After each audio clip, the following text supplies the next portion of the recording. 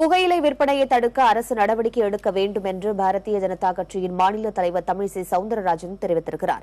உலக புகையிலை எதிர்ப்பு தினத்தை ஒட்டி சென்னை மெரினா கடற்கரையில் நடைபெற்ற விழிப்புணர்வு நிகழ்ச்சியில் கலந்து கொண்ட அவர் அரசின் மெத்தன போக்கால் பள்ளி கல்லூரிகளுக்கு அருகிலும் புகையிலை விற்கப்படுவதாக குற்றம் சாட்டினார்.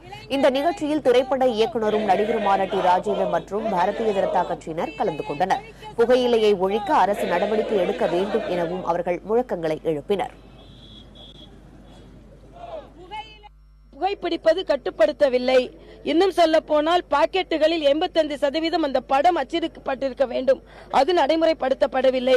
எல்லா கடைகளிலும் இந்த பலகை இருக்க வேண்டும், புகைப்பிடித்தல் கேடு என்று. அந்த பலகை எந்த கடையிலும் இல்லை. இவற்றை எல்லாம் நடைமுறைப்படுத்த வேண்டும் என்று இந்த நிகழ்ச்சியின் வாயிலாக தமிழக அரசிற்கு நான் கேட்டுக்கொள்கிறேன். சிகையும் நகையும் பெண்ணுக்கு அழகு, வீண் பகையும் இந்த புகையும் ஆணுக்கு கேடு. அதனால நகைத்தால் ஆனந்தம் வரும், புகைத்தால் ஆரோக்கியம் கெடும்.